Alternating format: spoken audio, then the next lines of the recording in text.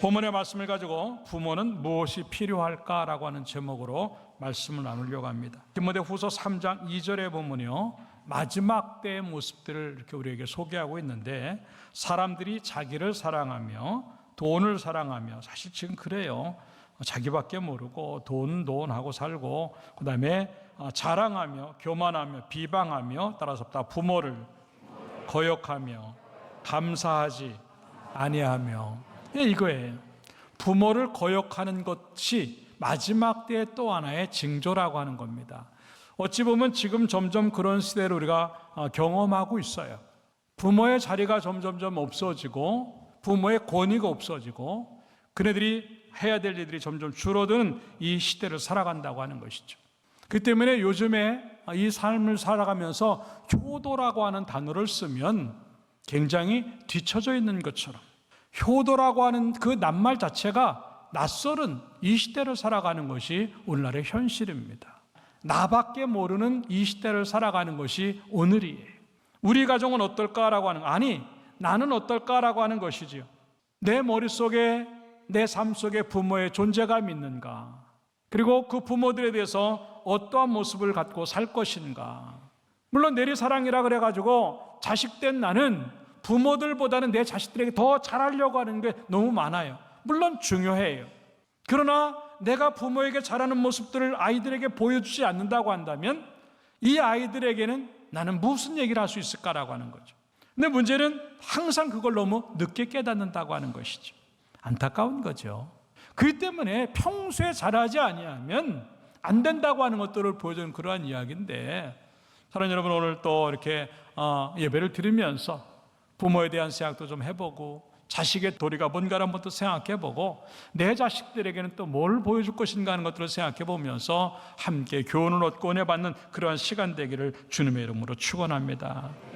그래서 그 제목을 갖다가 그 부모들은 무엇이 필요할까를 이렇게 잡았어요. 다시 말해서 나이를 먹어가면요, 필요한 것들이 점점 줄어듭니다.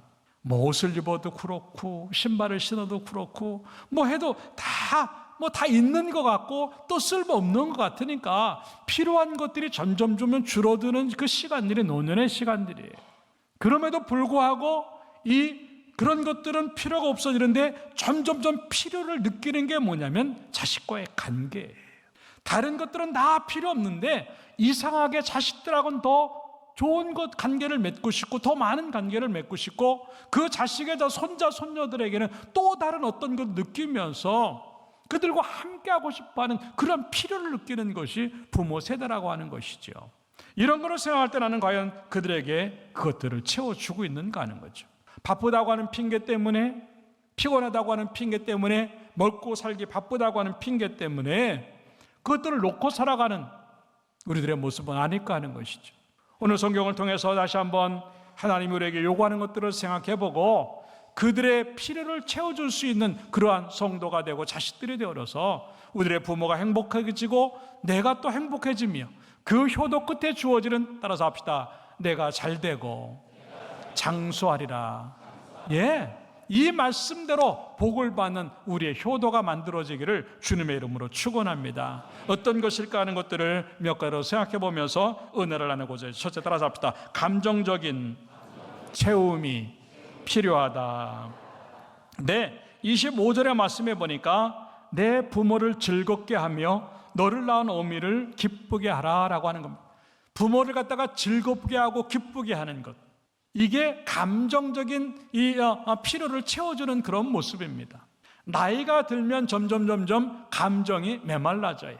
별로 재미난 것도 없고 웃을 일도 없어요. 그러니까 이 감정의 반응이 굉장히 늦어요. 그러니까 별로 웃지도 않고 말과 행동이 거칠어지는 겁니다. 아이들은 하루에 웃음이 300번 이상 있대요. 괜히 웃는 거예요. 반응이 빨라요. 왜? 이 감정이 살아있으니까. 근데 노인이 되면 이 300번 웃던 것들이 점점 들어서 14번으로 줄고 65세가 넘으면 10번 이하로 웃는 게 없어진다고 합니다. 그러니까 자기도 알지 못하게 얼굴이 굳어있고 긴장감이 있고 엄숙해지고 얼굴이 험해요.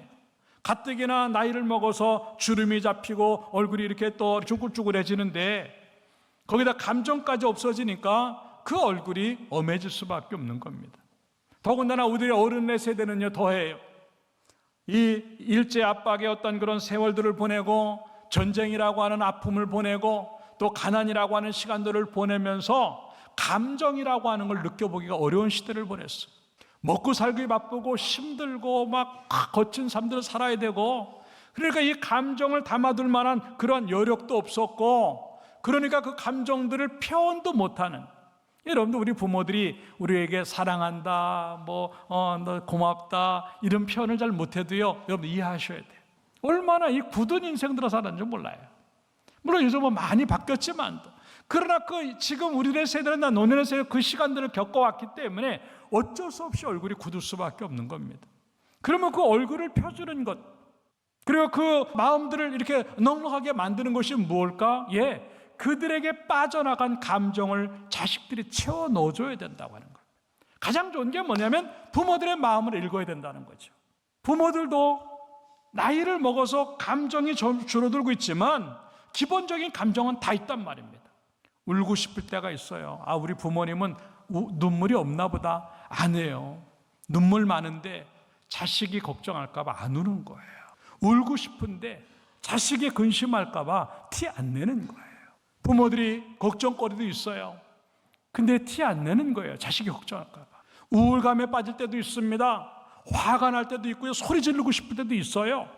근데 감추는 거예요. 왜? 자식에게 부담 줄까 봐. 그럼 이 감정을 어떻게 할 것인가 하는 거죠. 쏟을 데가 없으니까 자기가 상처 입고 자기가 힘들어지는 거예요. 아니에요.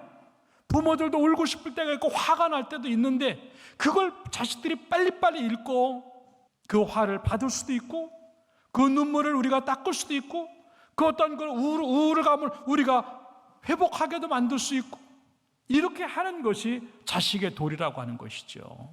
너무나 많이 우리는 그걸 지금 놓치고 살고 있다고 하는 것입니다. 다시 한번 오늘 예배가 마쳐지면요 부모의 얼굴들을 살피시기 바라요. 티 안 내도요 어려움이 있고요, 화가 나는 게 있고요, 속 끓는 게 있고요, 눈물이 나는 게 있단 말입니다. 물론 거꾸로도 있죠. 너무 자기 감정을 잘 표현하는 부모도 있어요. 껐떡하면 화내고, 껐떡하면 자식들에게 험한 말하고, 껐떡하면 자식들에게 소리 지르는 부모 있어요. 부모들 그러면 안 돼요. 자식들 열심히 살고 효도하려고 하는데 그 마음을 닫게 만들면 안 돼요. 조금 져주는 것도 괜찮아요. 자식들에게 조금 못 본 척 해주고 못 들은 척 해주는 것도 부모의 덕이에요. 그러나 많은 부모들은 참고 살아요. 그 때문에 그걸 읽어야 되는데 우리는 자기 생각만 하니까 그걸 안 읽어요. 따라서 부모 입장에서 생각해보자. 부모 입장에서 생각해보자. 부모 입장에서 생각하면 전혀 그렇지 않은데 우리의 생각 때문에 자꾸 부모들을 오해하고 이런 분이지 저런 분이지 꼰대 이미지로 완전히 결론을 짓는 우리의 모습이 될 때가 많다고 하는 거죠. 아니라고 하는 겁니다. 부모의 마음을 빨리 읽어야 되고 부모가 잃어버린 감정들, 부모가 없어지는 그 감정들을 나의 기쁨을 드리는 것과 나의 즐거움을 드리는 것으로 인해서 그 감정이 오랫동안 유지가 되고 그 감정이 계속 풍부해지고 넉넉해짐으로 말미암아 굉장히 행복해지고 괜히 웃음이 나오고 괜히 행복해지는 그런 마음들이 주어지는, 이것이 진정한 의미의 감정 체험이라고 하는, 효도라고 하는 것을 우리는 생각하고, 그런 모습들이 만들어져서 우리 부모들이 나만 봐도, 우리만 봐도 한숨이 나오는 것이 아니라 웃음이 나오고, 우리만 봐도 걱정이 되는 것이 아니라 기뻐지고, 우리만 봐도 행복이 생기는 그런 모습들이 만들어지기를 주님의 이름으로 축원합니다. 두 번째 따라서 합시다. 물질적인 채움이 필요하다. 22절에 부모에 대한 얘기를 하고 23절에 진리에 대한 얘기를 하고 다시 24절에 아비에 대한 이야기를 합니다. 이 내용 중에 중간에 진리가 들어가는 이유는 뭐냐면, 진리는 사대 팔지는 말며라고 하는 것이지만 그대로 붙잡고 살겠다고 하는 것입니다. 그 진리가 왜 중요한가? 아버지에 대한, 어머니에 대한 이야기에 대해서 그대로 붙잡고 살겠다고 하는 겁니다. 출애굽기 20장의 10계명 중에 한 부분 5계명이 바로 내 부모를 공경하라고 하는 겁니다. 그 진리를 붙잡고 살겠다고 하는 겁니다. 하나님 1계명부터 4계명까지 하나님에 대한 믿음이고 5계명부터 10계명까지는 사람에 대한 것인데 그 중간에 뭐가 딱 들어가 있냐면 사람의 첫 번째가 누구냐면 내 부모를 공경하라고 하는. 계명으로 주신 이유는요, 계명이라고 하는 것은 해도 좋고 안 해도 좋은 것이 아니라 무조건 해야만 한다고 하는 것인데 그게 부모 공경이라고 하는 거예요. 그래서 지금 이 잠언의 기자가 얘기를 하는 것이 뭐냐면 나는 그 진리를 절대 팔지 않고 내가 붙잡고 살면서 나는 내 부모에게 그렇게 공경하겠다라고 하는 겁니다. 공경한다고 하는 말이 뭐냐? 보답한다고 하는 이야기입니다. 보답이 뭘까? 되돌려주는 겁니다. 우리의 부모 세대가 나를 위해서 그렇게 많은 걸 했기 때문에 이제는 내가 그것을 되돌려드리겠다고 하는 겁니다. 우리의 부모 세대는요, 나를 위해서 모든 걸 내어놓은 사람들이에요. 자식의 성공을 위해서 자기의 성공을 포기했어요.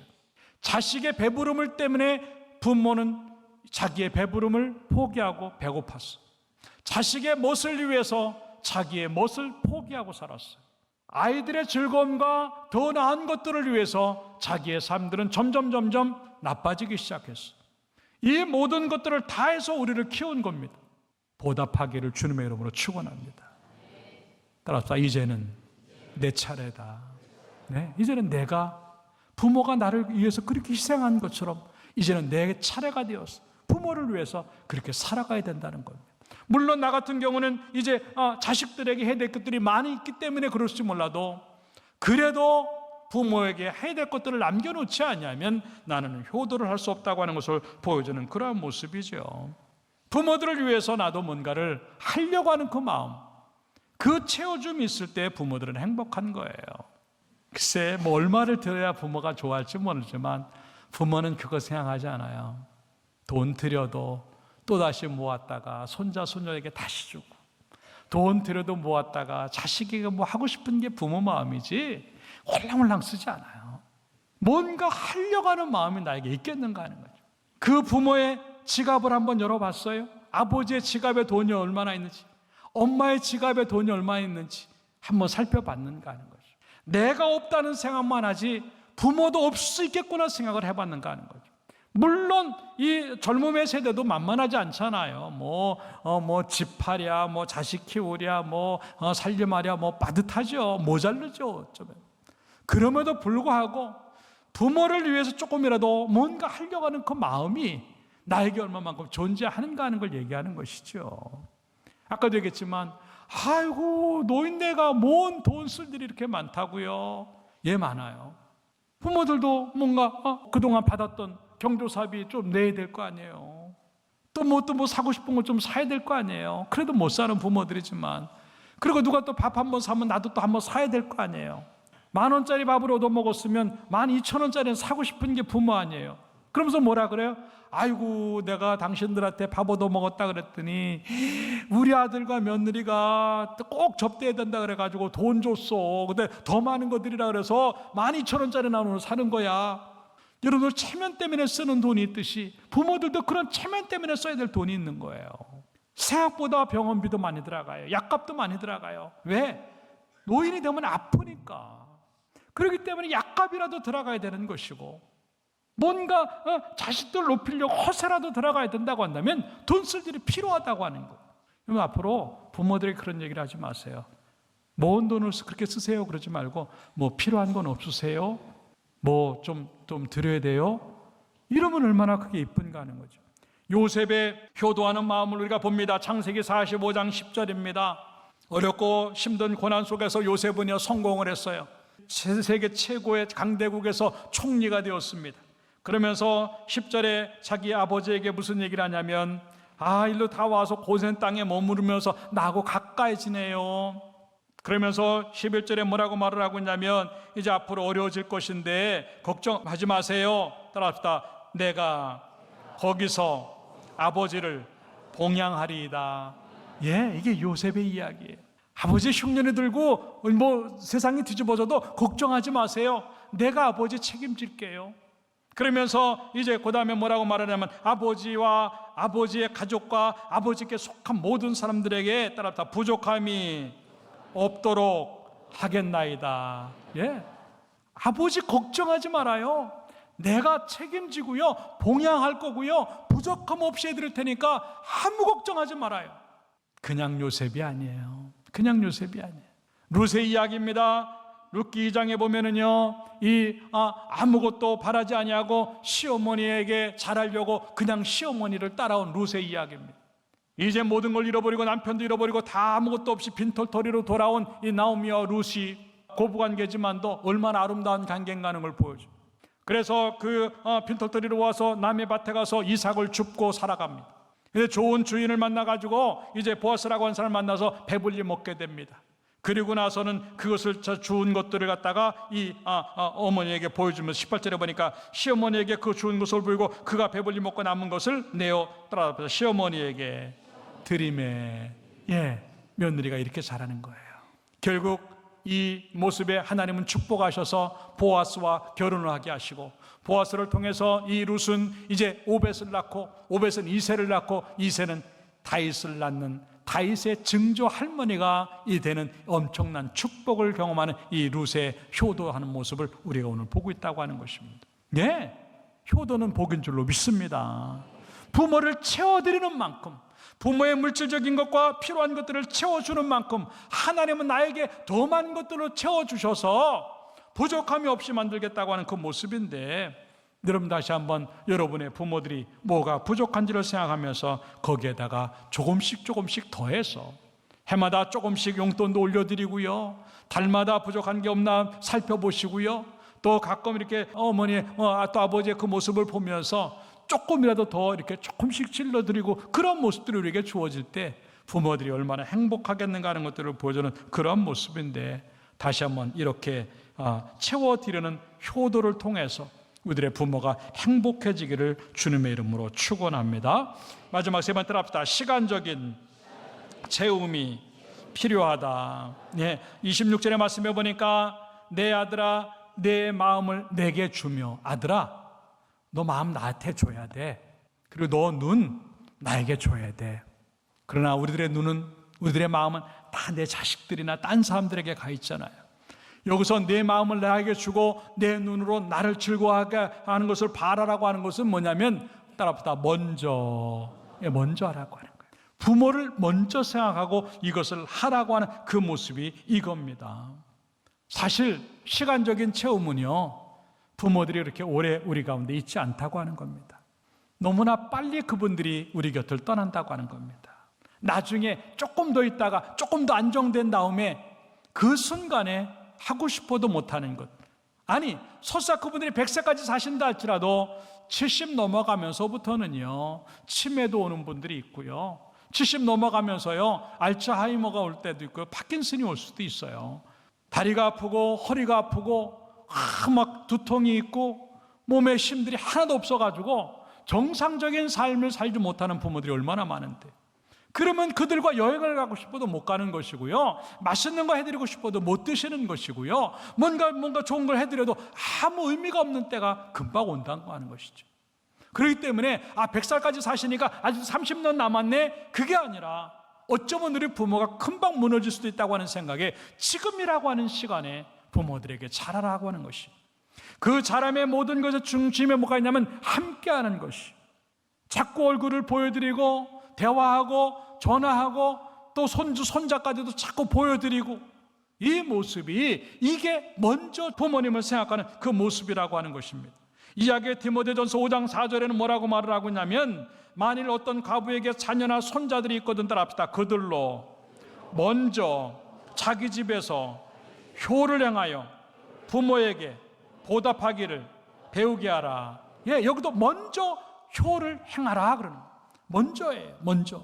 다른 건 뭐 자식들이 할 게 많이 있지만도 먼저 효를 행하도록 그걸 배워라. 배워서까지로 효도하게 만드는 거예요. 따라합시다. 효도는 미리 해야 한다. 지나고 나서 하면 늦어요. 자식들은 아직도 시간이 많이 남아 있어요. 그러니까 나중에 해도 되는 줄 알아요. 근데 부모의 시간은 이제 어느 정도 정해져 있어요. 그게 우리 생각보다 훨씬 빨리 옵니다. 그 때문에 그 시간이 오기 전에 내가 부모와 함께하는 시간들을 갖지 못한다고 한다면 이거는 참 안타까운 상황이 벌어져요. 여러분, 나중에 부모님들이 돌아가신 다음에 아이고 잘할걸, 아이고 잘할걸. 너무 늦잖아요. 그 때문에 효도는 미리 해야 되는 거예요. 더 편찮으시기 전에, 더 나이 드시기 전에, 더 힘들어지기 전에, 더 할 게 없기 전에 미리 하는 게 효도라고 생각하고 그 일들을 감당함으로 말미암아 부모들이 나이를 더 드시기 전에 여러분 때문에 힘을 얻고 행복해지기를 주님의 이름으로 축원합니다. 어려운 시간들이죠. 여러분들 알다시피 노인들에게 물어봤습니다. 자식들과 같이 살고 싶냐라고. 마음은 100%죠. 마음은 100% 자식들하고 같이 살고 싶어요. 근데 대답은 아니요. 그게 80%예요. 네. 왜? 자식에게 짐이 되기 싫은 거예요. 아니요라고 하는 말에는 자식에게 짐이 되기 싫은 것도 있지만 내 자식이 같이 살기를 원하지 않아요라고 하는 것과 똑같이 들어가 있어요. 물론 지금 시대가 어렵기 때문에 부모를 자기 집에 모시고 살기는 쉽지 않아요. 그러나 비록 떨어져 산다 할지라도 같이 사는 것 같이 움직일 수 있는가, 같이 사는 것처럼 그 부모들에게 할 수 있는가 하는 거예요. 서로의 마음을 헤아려주고 조금이라도 한 번이라도 더 가까이 하고 싶고 더 함께 하고 싶은 그런 마음들이 우리 가운데 주어지는 것, 이게 진정한 효도라고 하는 것들을 생각을 하고 늦기 전에 부모들과 함께하는 여러분들의 모습들이 만들어져서 부모들이 나 때문에 괜히 든든하고 다른 것 없고 아무것도 안 해도 자식만 생각해도 굉장히 행복해지는 그런 모습들이 만들어지기를 주님의 이름으로 축원합니다. 결론적으로 말씀을 드립니다. 어린 왕자라고 하는 글을 쓴 생텍쥐베리의 이야기입니다. 부모들이 우리의 어린 시절을 꾸며주셨으니 우리는 그들의 말년을 아름답게 꾸며드려야 한다, 그렇게 말을 했어요. 이게 효도예요. 우리들의 부모가 내 어린 시절에 얼마나 많은 걸 꾸며주셨어요. 내 머리부터 발끝까지 다 꾸며주셨고 내 방을 꾸며줬고 내 인생을 꾸며줬어. 그런데 노년이 되어서 어른들은 그렇게 꾸밀 힘들이 없어졌어요. 그럴 때 우리는 우리의 어린 시절을 생각하면서 그들의 노년의 시간들을 꾸며드리는 것이 자식의 모습이라고 하는 겁니다. 가장 좋은 것이 그거예요. 부모의 입장에서 생각해 보자고 하는 겁니다. 그들의 감정을 살피고 그들의 필요한 물질을 살피고 그들의 필요한 시간들을 살피면서 내가 그들과 함께 하려고 했을 때 부모들은 행복해질 수 있다고 하는 것인데, 오늘 예배를 드리면서 그것을 채워드리는 우리의 모습이 되어서 부모들이 행복해하고 우리는 효도를 하고 그 효도가 내가 땅에서 잘되며 장수하리라고 하는 축복의 말씀들이 이루어지는 그런 모습들이 만들어지는 부모 자식 간의 관계가 되기를 주님의 이름으로 축원합니다.